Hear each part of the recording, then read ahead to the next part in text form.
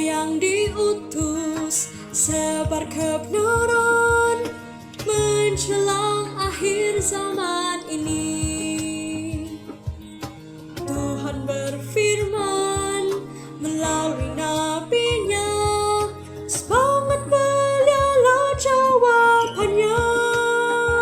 Suara belia yang kan mengubah dunia, yang tua dan muda mengetahui firman-Nya.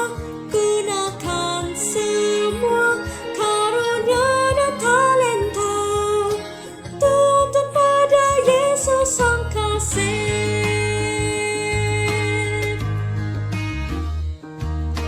Bangkit semua belia di tiap gereja, kerjakan berkat-Nya bersama. Lemah dikuatkan, gelap diterangkan, beri segala daya untuk Tuhan. Suara belia yang kan mengubah dunia, yang tua dan muda mengetahui firman-Nya. Gunakan semua karunia dan talenta, tuntut pada Yesus Sang Kasih.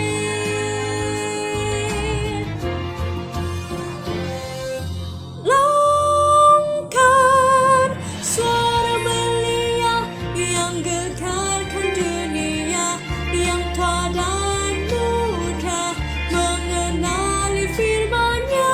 Lakukan semua karunia dan talenta, tuntut pada Yesus Sang Kasih.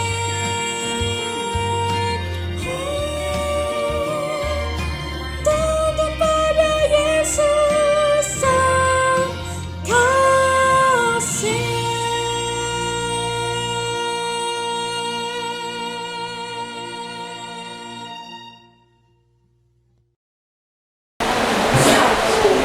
Selamat malam semua.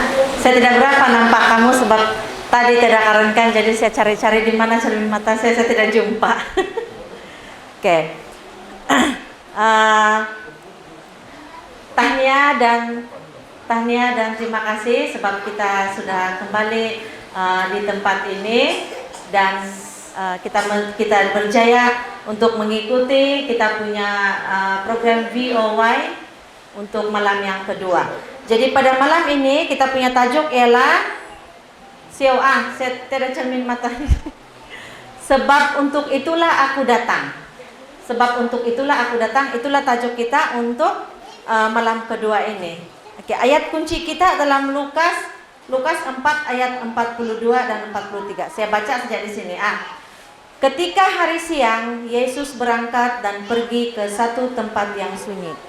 Tetapi orang banyak mencari Dia, lalu menemukannya dan berusaha menahan Dia supaya jangan meninggalkan mereka. Tetapi Ia berkata kepada mereka, juga di kota-kota lain aku harus memberitakan Injil Kerajaan Allah, sebab untuk itulah aku diutus. Sebelum saya teruskan, mari kita tunduk kepala sekali lagi dan saya pimpin dalam doa. Tuhan yang Maha Kuasa, kepadamu lah kami berserah. Sepanjang hari ini Bapa, kami mau mengucap syukur dan terima kasih karena Engkau sudah memimpin hari kami. Pada saat ini Bapa, kami datang kepadamu dan kami belajar firman Bapa. Kenapa kami harus mengetahui kenapa Engkau diutuskan dan kenapa kami harus diutuskan olehmu. Tuhan, bimbing kami supaya kami dapat memahami inti pelajaran yang coba saya sampaikan, supaya kami dapat sama-sama mengerti dan pahami. Terima kasih Tuhan, Engkau akan membimbing saya setiap perkataan yang saya lontarkan untuk kami pahami bersama. Dalam nama Yesus Kristus saya berdoa dan bersyukur. Amin. Oke. Seorang kanak-kanak nama dia Syahan. Dia sepatutnya berumur 18 tahun, tetapi cara berpikir dia macam kanak-kanak yang berusia 8 tahun. Kenapa dia macam begitu? Sebab dia mengidap satu penyakit yang dipanggil sebagai cerebral palsy. Cerebral palsy ini ialah kecederaan otak. Kecederaan otak yang dialami ini adalah sejak dia masih kecil lagi. Apa tanda-tanda cerebral palsy ini? Oke. Orang yang mengidap cerebral palsy ini dia akan mengalami perbezaan perkataan, cara dia bercakap, cara dia bergerak. Dia tidak dapat tenangkan itu otot dia. Dia tidak dapat kawal itu pergerakan dia tidak boleh kawal itu otot dia. Setiap ada beberapa bahagian dia punya badan yang akan mengalami kejutan serta merta. Ini disebabkan oleh penyakit kecederaan otak, dan itu dia alami sejak dia masih kecil lagi, sejak dia lahir. Oleh kerana Shahan ini dia mengidap penyakit cerebral palsy, dia menjadi bahan hinaan dan ejekan untuk rakan-rakan sekelasnya. Jadi seringkali dia boleh membaca. Jadi dia setiap kali dia buka dia punya telepon, dia sentiasa dapat hinaan daripada kawan-kawan dia, dan ada saja kawan-kawan dia yang cakap dia yang hodoh dan lagi teruk. Ada antara kawan-kawan dia yang mencadangkan supaya dia pergi bunuh diri. Jadi itu membuatkan si Shahan sangat sedih, rasa macam tidak diterima oleh masyarakat. Sedangkan di kalangan rakan-rakan dia pun dia tidak diterima, apalagi di kalangan orang dewasa. Tetapi Shahan bersyukur sebab dia punya ibu bapa ini sentiasa memberikan sokongan yang terbaik untuk dia. Dan ada di kalangan rakan-rakan dia juga yang dibully dan menerima hinaan yang sama juga daripada kawan-kawan dia, dan dia menjadi salah seorang rakan yang memberi penghiburan kepada rakan dia yang rasa dihina. Dia dihina, tetapi apabila ada orang lain yang dihina, dia bagi penghiburan pula kepada dia. Jadi itu itu yang menguatkan Shahan untuk menerima itu kekurangan diri dia. Biarpun dia mengidap penyakit macam begitu, tetapi dia mampu untuk menjadi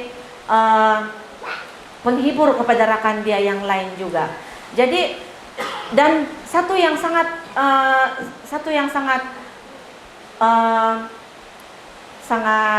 amazing bagi si Shahan ini ialah dia mendoakan orang lain. Walaupun keadaan dia macam begitu, dia tidak boleh kawal itu otot dia yang tiba-tiba dia bergerak waktu dia makan ataupun waktu dia belajar ataupun apa-apa pekerjaan yang dia buat, dia tiba-tiba dia hodoh lah. Kita boleh Google apa itu cerebral palsy sebenarnya. Jadi kita nampak di sana macam mana pergerakan orang yang mengidap kecederaan otak ini. Dia memang tidak boleh kawal dia punya beberapa bahagian otot di dalam dia punya badan. Jadi walaupun Shahan mengidap penyakit macam begitu, tetapi dia masih mau mendoakan rakan-rakan dia yang tertindas.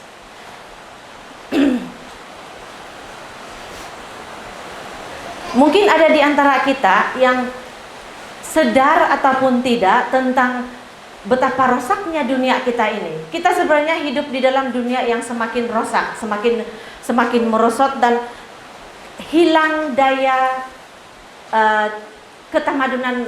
ketamadunan, hilang itu dasar kemanusiaan kita.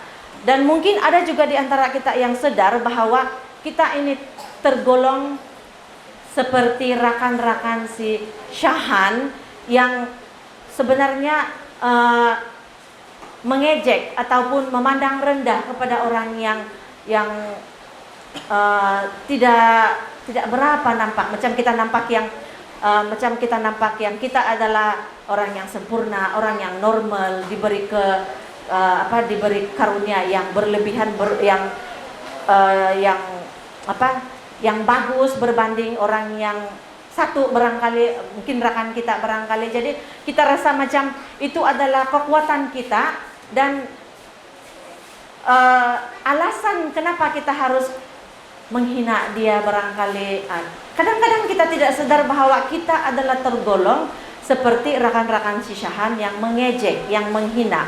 Walaupun kita tidak hantar teks yang kau bikinlah bunuh diri, walaupun kita tidak hantar teks macam begitu kepada kawan-kawan kita, tetapi mungkin tanpa kita sadar perkataan kita itu membuatkan kawan kita itu macam rasa down, dia punya semangat, motivasi dia rendah. Kita tidak sadar bahwa perkataan yang kita gunakan itu membuatkan dia rasa rendah diri. Dan tanpa kita sadar, banyak penemuan-penemuan sekarang yang semakin canggih.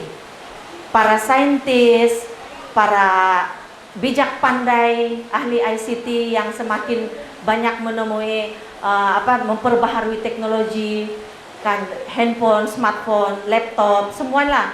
Jadi itu pun membuatkan kita hilang dasar kemanusiaan. Mungkin bukan semua, tetapi majority makhluk ataupun orang di dunia ini, dia tidak sadar. Kita tidak sadar yang kita semakin tergolong seperti rekan-rekan si Syahan yang menggunakan itu media sosial untuk menghina ataupun membuatkan orang itu macam kita gunakan itu media sosial untuk menghina orang lain ataupun memfitnah orang lain, kan. Kadang-kadang kita tidak sadar. Dan perbuatan ini sebenarnya sudah dinyatakan oleh Nabi Yeremia di dalam tulisannya yang berbunyi begini. Hati itu licik melebihi segala sesuatu, bahkan sangat parah. Tiada sesiapa yang tahu bahwa hati kita itu yang macam mana, hati manusia itu yang macam mana. Tiada sesiapa yang tahu. Dan Nabi Yeremia sudah cakap juga macam begitu. Hati itu licik, dia bilang. Walaupun orang itu kita nampak rileks saja berjalan, tetapi kita tidak tahu apa yang di dalam hati dia, apa yang di dalam pikiran dia itu. Sama seperti alunan perkataan,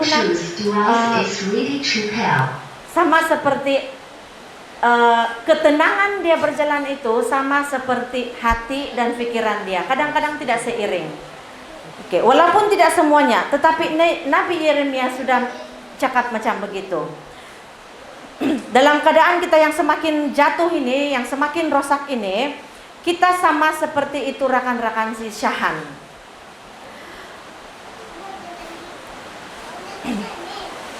Kita semakin hilang itu dasar kemanusiaan kita. Kalau satu lagi contoh, kalau laptop ataupun kalau laptop rosak, tidak dia punya screen dia pandai gelap kah, ataupun dia punya keyboard tidak berfungsi, kita bawa dia pergi kedai, kan, kita pergi repair dia. Lepas tu adalah itu tukang dia, dia punya motherboard rosak, dia punya screen mungkin perlu diganti sebab tidak berfungsi sudah. Oke, bila kita kasih baiki dia, kita cuma bayar dan boleh digunakan semula seperti biasa, tiada perubahan apa-apa. Dia boleh digunakan seperti sedia kala. Kita boleh restart dia, kita boleh boost dia. Tapi kalau manusia, kalau manusia yang rosak, bolehkah kita buka kita punya otak, hantar pergi kedai, repair dia, ataupun kita ambil jantung kita, hantar pergi mana-mana, pergi dokter yang paling pintar lah, kita repair. Tolong repair saya punya jantung, tolong repair saya punya otak supaya saya tidak hilang itu sifat ketamadunan, ataupun saya tidak hilang itu dasar kemanusiaan saya. Bolehkah macam begitu? Kan? Anak-anak pun tahu juga menjawab. Kita tidak boleh buat macam begitu, kan? Jadi, tapi kalau komputer dia kena serang virus, kita kasih restart dia, kita cuma hantar pergi repair dia, lepas itu kita boleh guna semula. Tapi manusia, bagaimana dengan manusia? Tidak boleh. Jadi alasan itulah kenapa Yesus diutus untuk datang memperbaiki kita. Tiada yang boleh kasih baiki kita. Tetapi dengan bersandar kepada Yesus, dia akan perbaiki kita. Jadi persoalan kenapa Yesus datang ialah dia mau memperbaiki kita. Dia mau melatih kita. Dia mau kasih restart kita. Paham? Oke. Sebenarnya kan Yesus sudah sadar ini semua sebenarnya. Yesus sebelum kita rosak, hilang tamadun dasar kemanusiaan kita, Tuhan Yesus tahu sudah sebenarnya itu. Jadi itulah sebabnya kenapa Tuhan mengutus Yesus di dunia dulu. Dia benarkan Yesus menanggung kita punya dosa karena dia mau memperbaiki kita. Dia mau restart kita, dia mau boost kita. Seperti dalam Lukas 4 ayat 16 hingga 19. Saya baca di sini. Ia datang ke Nazaret, tempat ia dibesarkan, dan menurut kebiasaannya pada hari Sabat ia masuk ke rumah ibadat, lalu berdiri hendak membaca dari Alkitab.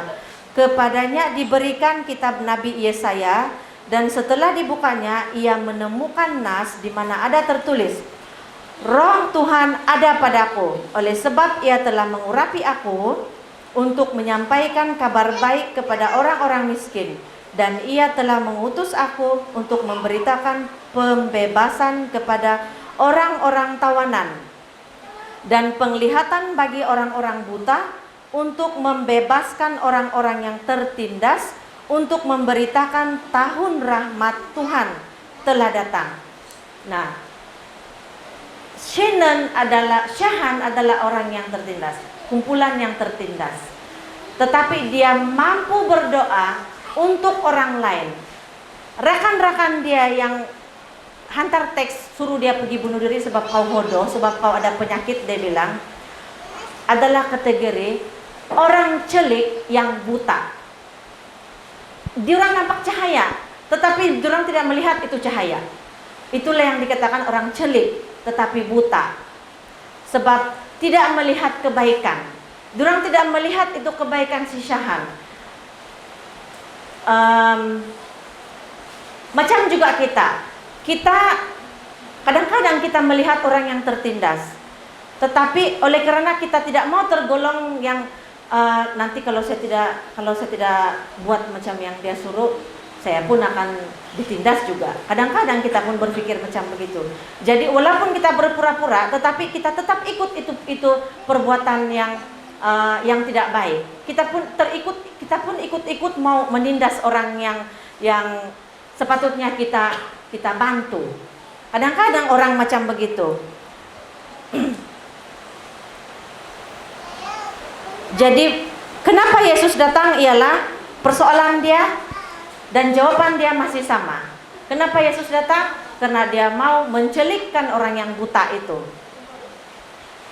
Dan dia mau supaya orang yang celik tetapi buta itu melihat cahaya. Cahaya apa? Cahaya kebenaran. Apabila si Yesus menyampaikan kebenaran, sewaktu dia berdiri di mimbar Ka'bah, dia tidak perasaan takut. Dan dia tidak perasaan gentar, walaupun usianya masih terlalu muda untuk bercakap di hadapan orang ramai, tetapi dia tidak takut semua itu. Sebab kenapa? Dia membawa kebenaran. Yang dia pikir adalah harus menyampaikan kebenaran.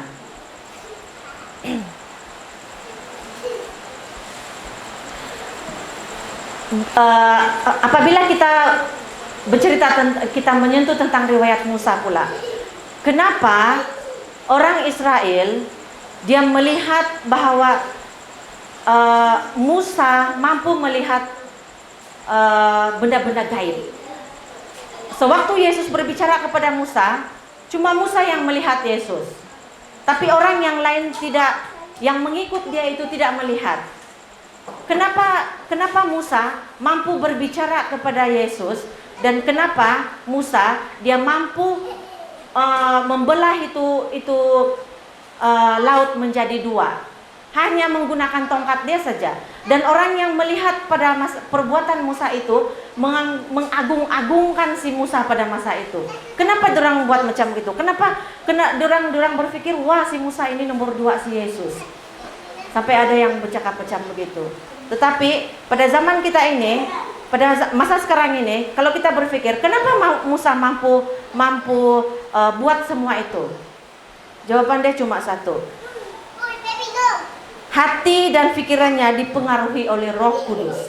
Maksudnya dia sudah setiap apa yang dia buat itu, tangan dia, langkah kaki dia, hati dia dan pikiran dia, dia serahkan, dia dahulukan Tuhan Yesus di dalam kehidupan dia. Dia berdoa sebelum apa-apa yang dia buat, dia berdoa. Dan apabila dia berdoa, dia bersungguh-sungguh. Jadi sebab itulah Musa mampu dilihat sebagai orang yang mampu melihat benda-benda gaib pada masa sewaktu riwayat dia. Apabila dia mengucapkan amin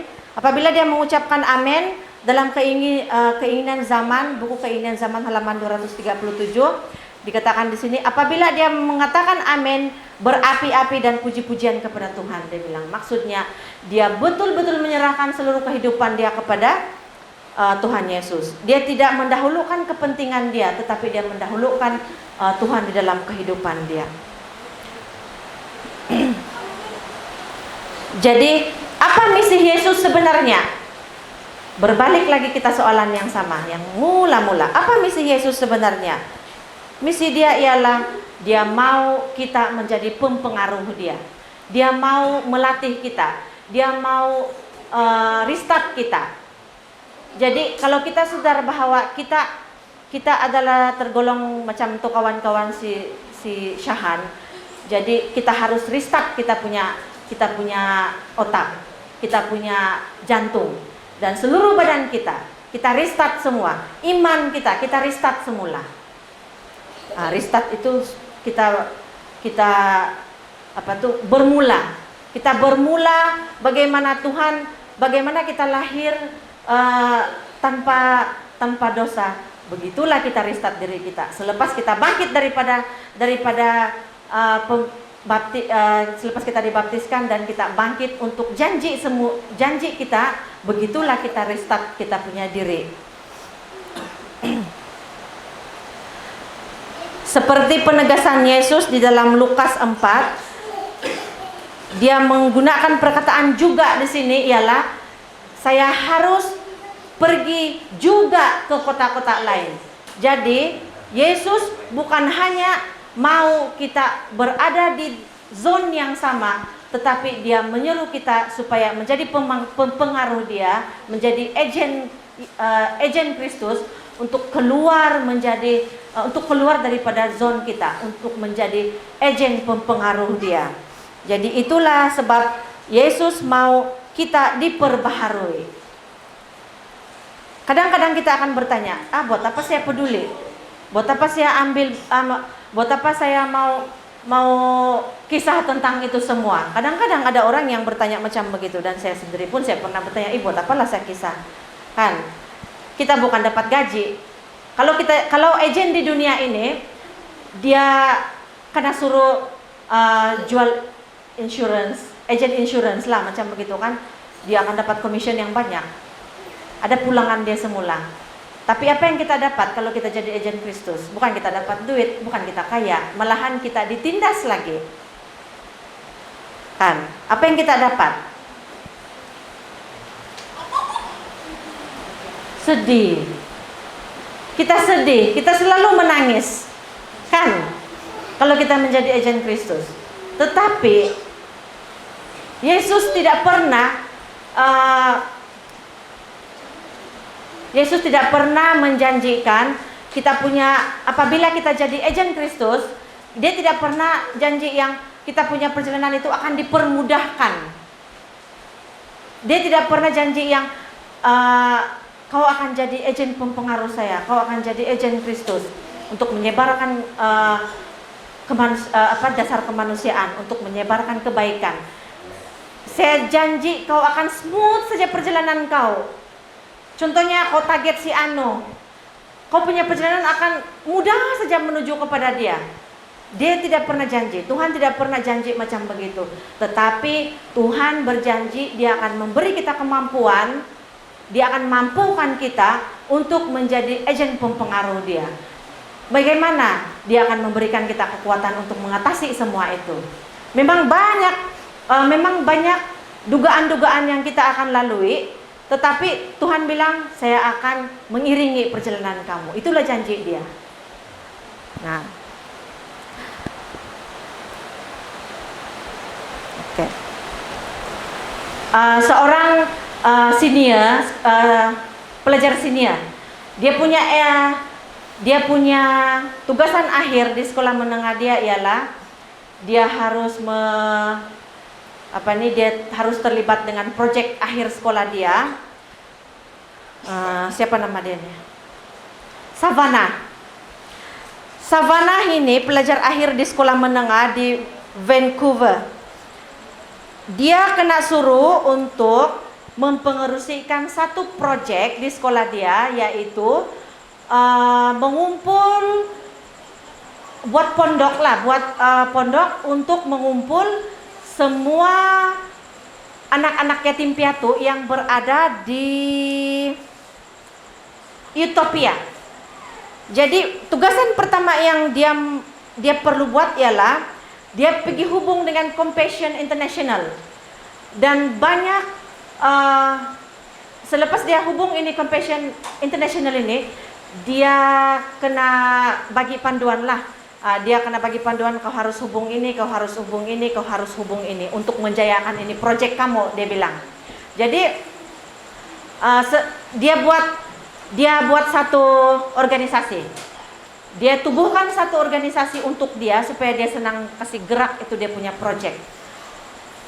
Jadi apabila dorang berbincang itu, selepas dorang bentangkan itu perbelanjaan dorang, anggaran perbelanjaan yang harus dorang ada untuk menjayakan itu proyek dorang, dan dorang dapati sangat macam bila si Savannah tahu yang dia memerlukan $15,000 untuk menjayakan itu proyek dia rasa macam dia ragu-ragu, dia meragui kemampuan dia macam dia berpikir yang saya tidak mampu ini.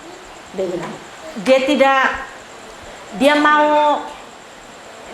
mau seolah-olah dia mau menolak itu tugasan. Jadi dia pergi jumpa itu dia punya pengetua, dan dia cakap saya mau tukar project. Tapi pengetua ini tahu bahwa si Savannah ini dia sangat berminat untuk terlibat dengan kerja-kerja sukarelawan. Dan dia tahu bahwa salah satu minat si Savannah ini ialah mengurus anak-anak yang terbiar. Jadi dia mau pengetua itu cakap, kau boleh.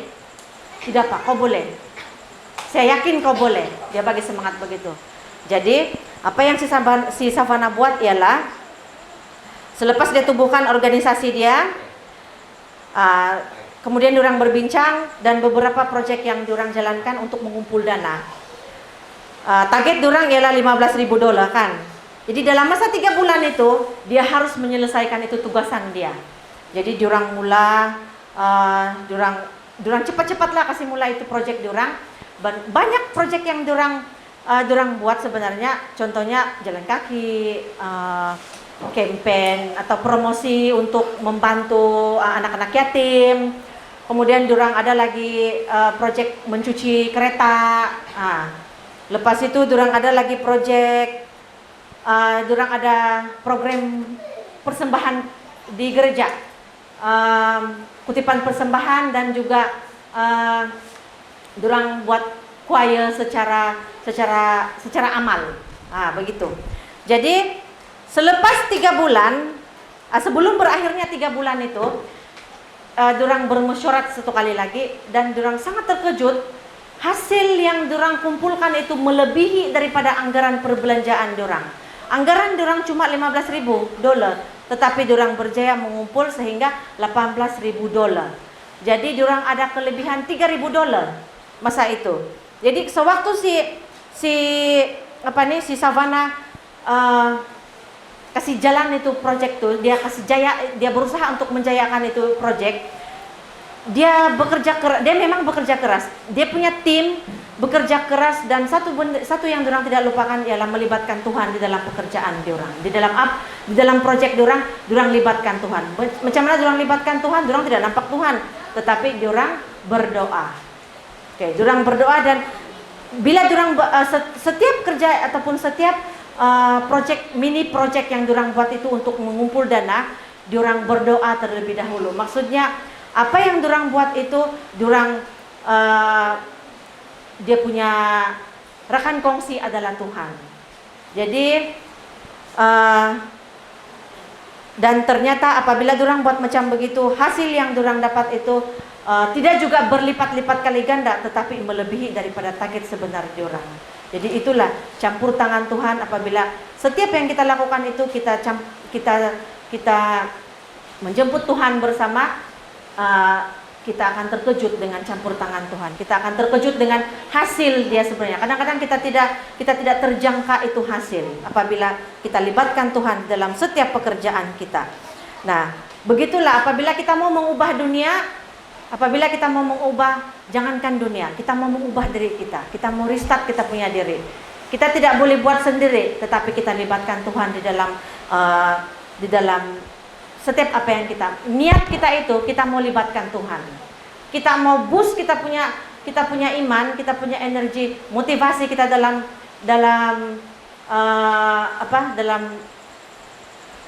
pelayanan. Kita tidak boleh buat sendiri kalau kita berdasarkan kita punya kemampuan, melainkan kita menjemput Tuhan untuk terlibat bersama. Oke. Jadi kalau kita mau berkongsi kerajaan surga, di sini ada pertanyaan dia. Kalau kita mau berkongsi kerajaan surga, kita tidak mau tamak, kita mau menjemput orang lain juga. Kalau kita ada sifat tamak, yang kita cakap, yang kita bayang-bayangkan surga itu adalah sangat indah kan. Jadi kalau kita cakap di sana ada jalan-jalan dia diperbuat daripada emas, air yang tidak berhenti-henti mengalir, istana yang bergemerlapan. Jadi perasaan manusia itu tidak lari daripada tamak kan.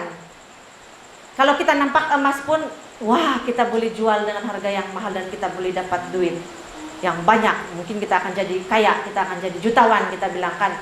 Jadi kalau kita mau berpikir macam begitu, biarlah satu orang saja yang masuk di kerajaan surga. Dan kita berdiam diri, kita tidak mau menyebarkan itu kebenaran. Adakah kita tergolong dalam agen Kristus? Adakah kita tergolong dalam agen pempengaruh Yesus? Kita semua tahu jawaban dia kan, bahwa Yesus itu sangat suka berkongsi. Dia tidak mau yang apabila kita mau menyebarkan kebaikan, kadang-kadang kita cuma cakap separuh saja. Kita tidak sebarkan yang selebihnya. Kalau ada 5 kebaikan Yesus, kita cuma cakap 3 saja. Yang 2 lagi itu untuk kita. Kan? Yesus tidak mau macam begitu. Yesus cakap, kongsilah semua. Apabila kamu menjadi agen saya, kongsilah semua. Tidak macam agen insurance. Kadang-kadang agen insurance dia jual dia punya polisi, dia akan cakap kalau 5, dia akan cakap 3 ataupun mungkin paling banyak 4. Yang satu itu kena cakap cukai tersembunyi. Dia tidak akan cakap. Dia tidak mau kita tahu yang itu sebenarnya untuk diri dia sendiri. Kan? Jadi Tuhan tidak mau kita jadi macam begitu. Kalau 5 kebaikan yang saya berikan kepada kamu, maka kongsilah 5 kebaikan itu kepada orang lain juga. Tuhan cakap macam begitu. Jadi pada malam ini saya suka mau bertanya, saya suka mau melihat kamu angkat tangan walaupun saya tidak berapa nampak. Siapa di antara kita yang mau menjadi agen pempengaruh Yesus? Siapa yang mau menjadi agen Kristus? Oke, terima kasih. Mari kita semua berdiri dan saya pimpin dalam doa. Enggak, doa saja. Oke, mari kita berdoa. Tuhan yang bersemayam dalam kerajaan surga, Engkau sudah melihat kami mengangkat tangan, janji kami secara pribadi untuk menjadi agen pempengaruh Engkau. Kami mau menjadi agen Kristus yang sejati, Bapa. Kami mau menjadi setia di dalam kebenaran. Pimpin kami, Bapa, berikan kami kemampuan untuk berdiri di dalam Engkau, ya Bapa. Pada saat ini, Bapa, bagi kami yang berada di sini, kami sangat bersyukur, Bapa, karena kami sudah menerima pelajaran ini bahwa Engkau sudah diutus untuk menjadi restart kami, untuk merestart kami. Engkau akan menjadi pemulih kepada kami. Engkau akan repair hati kami. Engkau akan repair semua yang berdosa di dalam diri kami. Engkau akan menyentuh hati dan pikiran kami. Biarlah kami menjadi agen Kristus yang sejati. Terima kasih Tuhan, Engkau pasti mendengar dan menjawab doa kami sesuai dengan perintah-Mu. Dalam nama Yesus Kristus kami berdoa. Amin. Amin.